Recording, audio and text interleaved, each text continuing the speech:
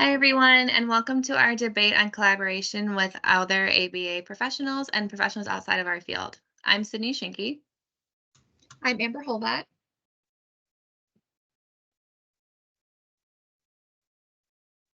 Natasha Inkstrand. And I'm Tina Gonzalez. And we also have Christian with us as well. So to begin and just to discuss a little overview of what we're going to be talking about tonight, our first topic is going to be about outsiders' perspective of ABA. And then our second topic that we're going to jump to is collaboration with non-ABA professionals and ethical guidelines for collaboration. And then our last topic that we're finally going to be discussing is the scope of practice and ethical decisions within the field. We're going to wrap up with a quick Q&A, and then you'll also find a list of references at the last few slides of our presentation. So let's go ahead and begin and discuss our little introduction. So today our team will be discussing the ideas that stem from Matthew Broadhead's discussion in 2015, Maintaining Professional Relationships in an Interdisciplinary Setting, Strategies for Navigating Non-Behavioral Treatment Recommendations for Individuals with Autism. Our team consists of 5 members seeking master's credentialing within ABA, and all of us currently work in clinical settings as registered behavior technicians and work with clients with autism. Our debate will focus on the idea that behavior analysts and the collaboration with other professionals such as educators, speech pathologists, occupational therapists, medical practitioners, social workers, and many more. We will focus on discussing the boundaries and/or limitations for ABA co-treatment and ABA behavior intervention assistance within schools and clinical settings.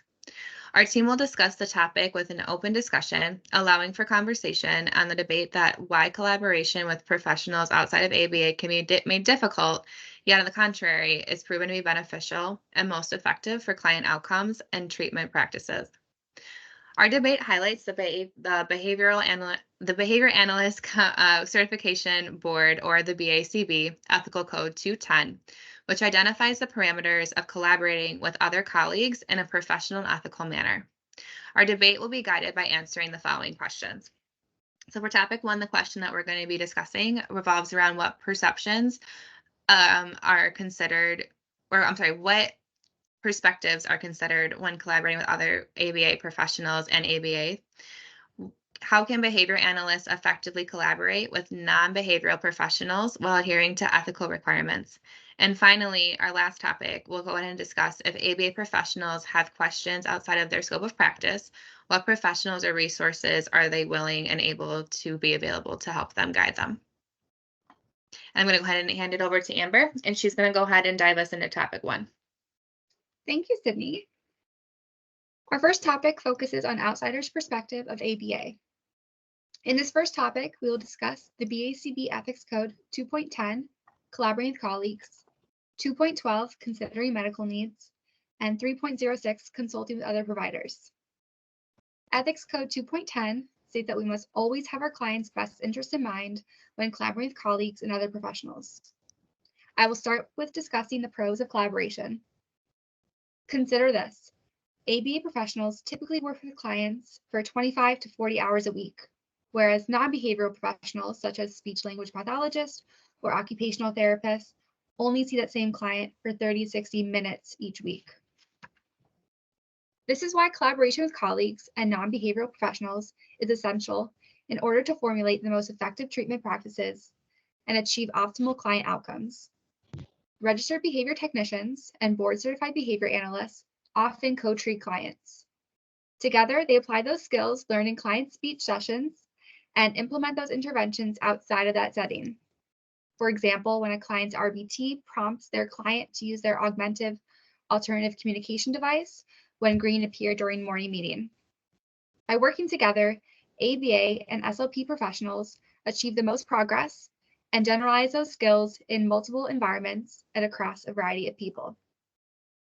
Spencer et al. Note how interprofessional collaborative practices offer distinct advantages for clients. Collaboration helps to encourage comprehensive high-quality services, avoid conflicting or duplicate treatments, and decrease the expenses associated with care. And I'll pass it on to Christian next. This image was retrieved from the Association for Behavioral Analysis International, or ABAI, from an article titled Interprofessional Collaborative Practice Between Behavior Analysts and Speech-Language Pathologists. As you can see, it not only lists the strengths of each profession, but also opportunities for them to collaborate on a multidisciplinary team, which highlights Amber's viewpoint that collaboration can be beneficial for our clients. Thank you for explaining that, Christian. Kelly and Tinkani of Temple University also stress the importance of collaboration between behavior analysts and the professionals with whom they work for successful education behavioral programs. They conducted a study of 302 behavioral professionals, 95% of whose clients have autism spectrum disorder, about their experience with collaboration. In their survey, they asked about what formal training they had received, the extent and types of interactions they had with other professionals, factors they considered to help or hinder collaboration, and how valuable they believed in collaboration as a tool in their practice. Christian will now take us through their findings. So this figure shows the comparison between the likelihood of a professional recommending a treatment to, in black, and adopting a treatment from, in white, for behavioral programming. As you can see, all but the BCBAs are more likely to provide a recommendation for treatment than to adopt one. This highlights the points Natasha and Sydney will make, that there are reservations from other professionals to adopt ABA as a course of treatment for their clients. Further breaking down the BCBA likelihood, you can see that BCBAs are more likely to both provide a recommendation to and adopt a recommendation from another BCBA in comparison to other professionals like Amber previously shared. Thanks, Christian. I appreciate you explaining those visuals. So on the contrary to belief that collaboration is key to providing the best care for our clients, many other professionals such as occupational therapists, speech language pathologists, educators, or medical professionals alike are weary of trusting ABA methods and behaviors. So Amber, you did a really good job and gave thorough insight on your research claiming why co-treatment is important and valuable. And while I do agree with you in your claims, coming from a co-treatment facility myself, Nat and I are going to discuss our opposing viewpoints on why co-treatment or collaboration with ABA professionals is unwanted by some other professionals. So Nat's going to go ahead and discuss her viewpoint, and then I will follow. Like Sydney had just said with the other professionals not wanting the ABA professional opinion, it is often thought that ABA turns clients into robots with treatments used in practice. Through the treatment plan, ABA is used to extinguish behaviors that have no reason to be extinguished and to replace behaviors without even understanding why they exist in the first place. Data is at the root of an RBT session and is used by the BCBAs to create and update current treatment plans without understanding why those behaviors exist or if they are even causing harm and need to be extinct at all. A child flapping is not doing any harm, so why would you try to take data and prevent the child from doing so? Collaboration with other professionals can also lead ABA professionals away from the current and future ethic codes that the BACB has set forth that requires BCBAs to promote only scientifically supported, most effective treatment procedures. The obligation to follow an evidence-based practice or an EBP process and employ database decision-making across all services is not only designated in the code, but it is also rooted in the graduate training of most behavioral analysis. Professionals outside of ABA may not need to follow an EPB process and make decisions based on the data. Thanks, Nat. I'm now going to just discuss an educational standpoint of why ABA might not be wanted within the schools. And so as a former teacher myself, there are many ideas that behavior analysts give off a cold and unnurturing presence. Teachers, administrators, and educators alike seem to be off-put by the language used in ABA. It can be daunting or cold. The terminology that is being used and the methods and the sciences are misunderstood.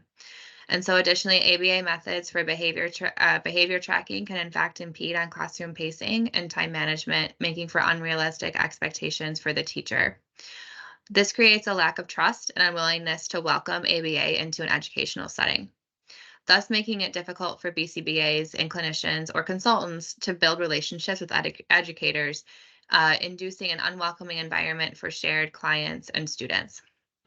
Allen and Bowles in 2014 did a study with a population of educators, and they were given a survey that provided feedback and their interpretations or their perceptions of ABA before and after attending a seminar on ABA ideas and methodologies. Their findings confirm that educators were not trained in ABA terminologies or practices, even though that they had cross-cut a lot of these things into their daily routines and procedures in their classrooms. After the educators attended the seminar on the topic of ABA, the survey reflected a much higher appreciation for ABA practices and a paradigm shift in their willingness to collaborate with ABA professionals. This study really highlights the importance of advocating for collaboration within the school environment for ABA, while also highlighting the importance of understanding why there might be some concern there when collaborating. I also want to go ahead and point out that we need to make sure that we're providing separate accommodations to work alongside these professionals that may not be seeking our care right away. I also am going to be touching on now the lack of trust when it comes to collaborating with medical professionals. And so I want to go ahead and point out that pharmaceutical medications can have behavioral effects in our clients, and some of them do take them while they are seeking out interventions through ABA. And so Newhouse and Olson in 2017 conducted a study that highlights prior findings that assessment-based interventions, such as the assessment, should be conducted multiple times throughout intervention while your client is taking a medication to determine the effectiveness of the treatment. Furthermore, medical treatments can have effects on reinforcers such as food or preferred activities due to biological factors that have been altered, such as tiredness or hunger. Treatments that interfere with behaviors can alter programs in ABA and the interventions that the client receives. Though it is likely that the medical staff that you might be working with will deem that their medical interventions are a higher priority for the client to provide the best outcome than what they are receiving in ABA. So it's super crucial to provide information to the treatment team by consulting all members and all stakeholders, allowing the scope of practice and staying within your scope of practice and the limitations of the profession. So this means that professionals need to stay in communication with one another that are working on a team for one client, and monitoring and noting any changes in the treatments or interventions across the disciplines that they are seeing. Moreover, communication barriers can lead to incompatibility of treatments. So it's super important to be in communication with all the professionals that are providing care to your client, especially if there's medication involved. This also highlights the importance that you need to make sure that you're doing your due diligence and checking up and taking that data for that client if they are consuming medications to verify that your treatment is valid. So I'm going to pass it over to Amber. Thank you for your perspective, Sydney. You make some really great points. In conclusion, there are clear indications that collaborating for co-treatment opportunities allow for best client outcomes. However, there is still unwavering trust for professionals outside of the ABA field that need more training and education of non-professionals to allow for ABA professionals' considerations and views. Thanks, Amber. So for topic number 2, we will be discussing how behavior analysts can effectively collaborate with non-behavioral professionals in an ethical way while also remaining HIPAA compliant. So we are going to debate if collaboration among professionals is necessary, meaning privacy violations of client information can occur when collaborating with other professionals. Natasha and I will discuss the HIPAA and ethical standards that must be followed to ensure client privacy. So according to the article, the ethical obligations, barriers, and solutions for interprofessional collaboration in the treatment of autistic individuals Behavior analysts must be knowledgeable and comply with the ethics code. Before behavior analysts can collaborate with other professionals, they must familiarize themselves with the ethics codes that coincide with collaboration. Behavior analysts must do no harm to clients and work with their best interests in mind when collaborating with other professionals. Behavior analysts must also adhere to HIPAA compliance rules. Therefore, shall not openly discuss clients' records to other professionals. Even minor HIPAA violations can result in severe civil and criminal infractions. And I'm going to turn it over to Nat. So understanding HIPAA laws and applying them to practice can be very overwhelming for any professional, including those in the ABA field. When you are collaborating with other professionals, you need to know that they are taking the same measures that you are to comply with the rules and regulations set forth by both the BACB and HIPAA. A client's caregiver can complete a HIPAA release of information form for each service provider in the collaboration effort. That way it will cover everybody that is dealing with that client. It would then be up to the professionals to hold each other accountable for following the rules and regulations. All parties can be investigated if a violation does occur, not just the party that violated the ethics code or the laws set forth. With that, I will hand it over to Christian. Thank you, Nat.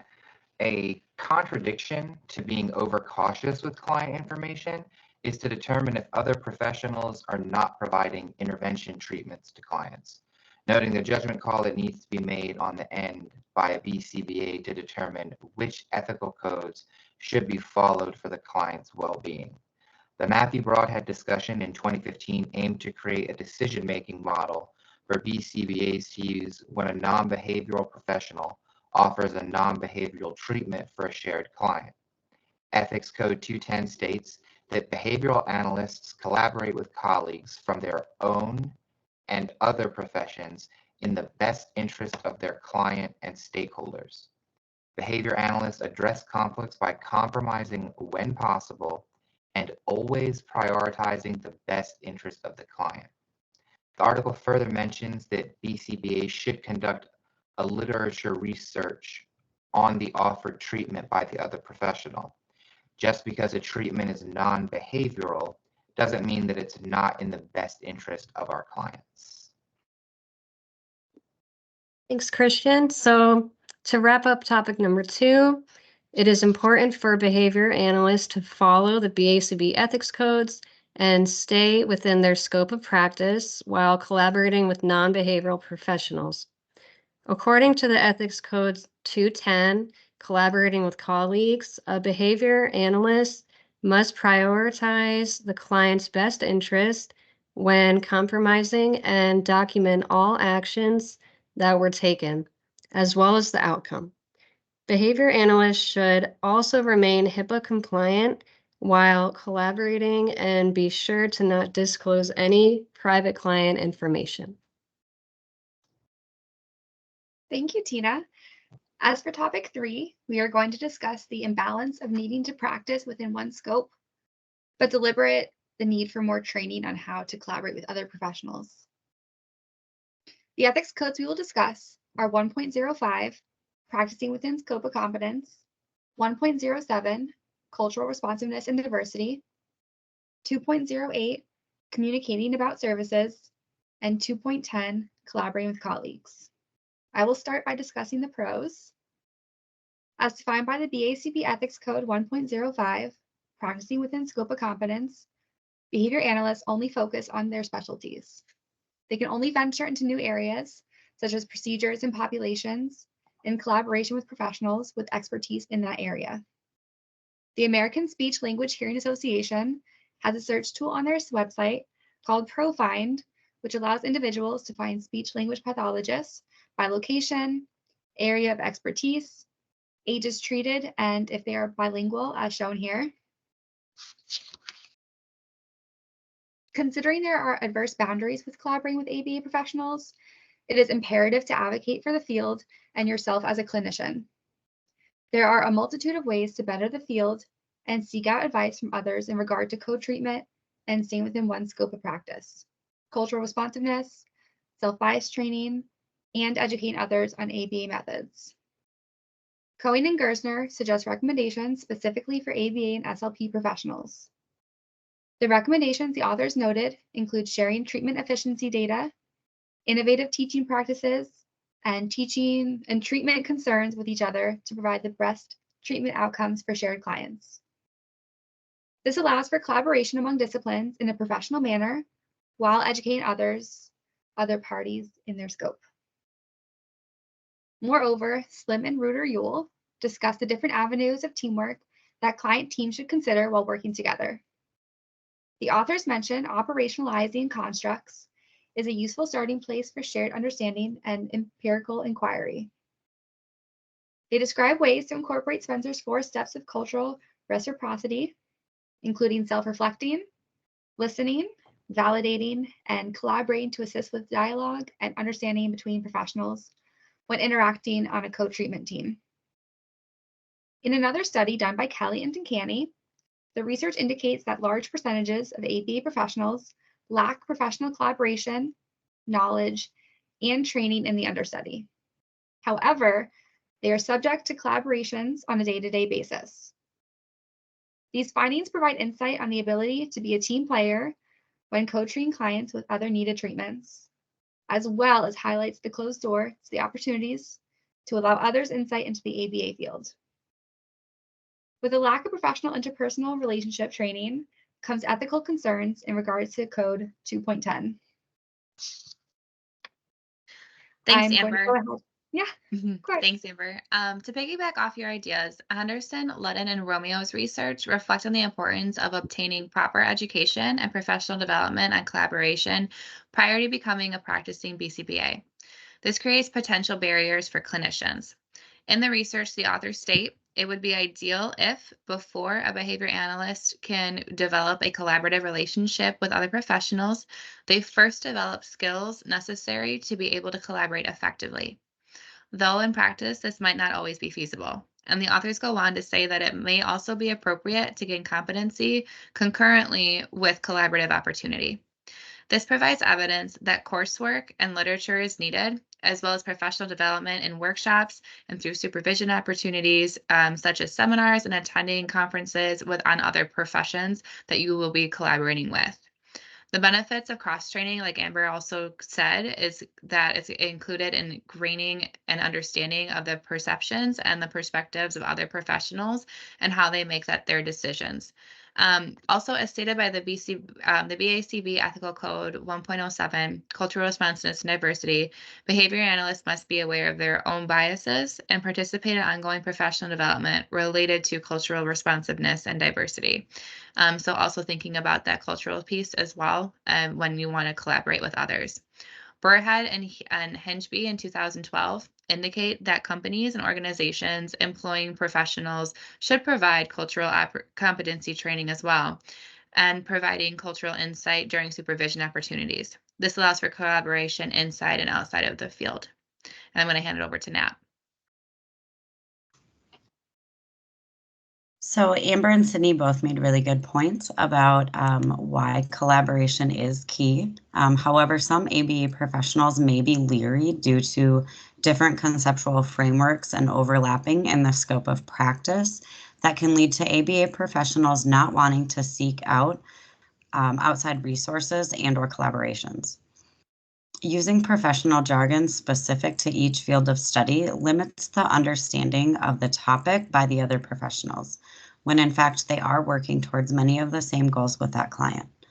Many professionals have developed a personal bias toward the ABA community at large, and specifically with the RBTs and BCBAs in their area that work with the same clients.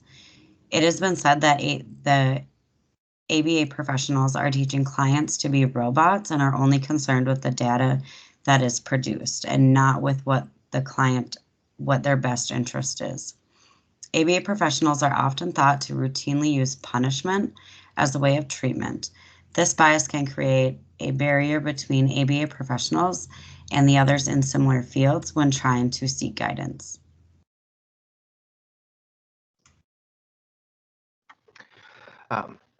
Cultural responsiveness can be achieved by completing a self-assessment of your own cultural identity, much like the one by Bellew and Jimenez Gomez in 2022.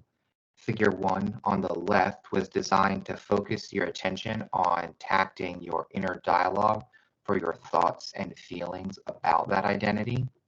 And Table 3 on the right lists other resources for self-awareness and personal biases.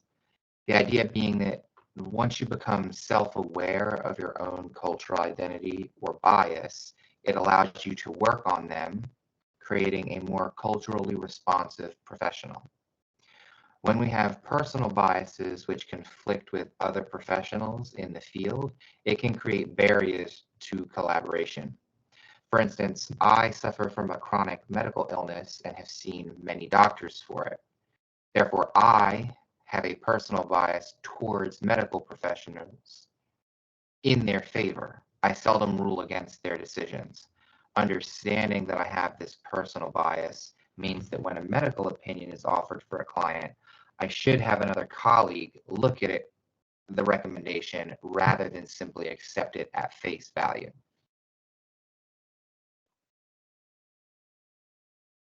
And I'll turn it over to Nat. So in summary, on our topic 3, if ABA professionals have questions outside of their scope of practice, what professionals and/or resources are willing and available to help guide them? Without compromising ethical behaviors of practicing within the scope of practice, ABA professionals can attend workshops, listen to podcasts, they can read up on current events, and identify and address personal biases that they may have, not only in their own profession, but in the professions that ABA could intersect with, including SLPs, OTs, SPED, and other ABA professionals in different countries and cultures. Building rapport with professionals in other fields will lead to the best care and best treatment being offered to your client. Thanks, Nat. So our overall thoughts on collaborating with other professionals is that since ABA is still such a new field, there may be professionals who may not want to collaborate. However, through communication and training resources, behavior analysts can gain more insight into other professionals' scope of practice. Behavior analysts can apply that knowledge to provide services to clients with the client's best interest in mind. Thanks, Tina, for wrapping us up with our debate. We're going to go ahead and end with a quick Q&A and just discuss a few questions that might derive from our debate. And Christian is going to go ahead and facilitate that as we answer. All right. We derived 3 potential questions from our debate. The first being, as a BCBA, you are discussing a client's self-injurious behavior with a medical professional who also sees this client. Another coworker joins into the conversation. The medical professional has now shared confidential client information and violated BACB Ethics Code 2.03 and 2.04 and HIPAA. How would you respond? Thanks, Christian. So I would inform the medical professional of the BACB ethics codes and code enforcement procedures to ensure the code violations are addressed. Also, I would document the steps that were taken as well as the outcome. And if this personally happened to me as a BCBA, I would feel hesitant to collaborate in the future due to the fact that the information was openly shared by a trusted medical professional. The following slide explains what steps to take when addressing potential ethical concerns.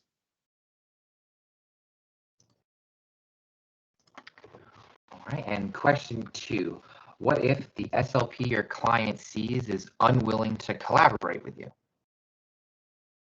Thank you, Christian. That is a really great question. So what should you do if the SLP your client sees is unwilling to collaborate with you? Similar to our BACB Code of Ethics, SLPs also have a Code of Ethics written by the American Speech Language Hearing Association. ASHA's Principle of Ethics 4, Rules of Ethics A, requires SLPs to work collaboratively with their peers and/or those in other professions. First, I would schedule a team meeting with all stakeholders, including the SLP and the client's parent. The BCBA should present all their data and evidence-based interventions. If the SLP is still unwilling, the BCBA should request a meeting with the SLP supervisor. And if still unsuccessful, the BCBA should have the client's parent request a new SLP.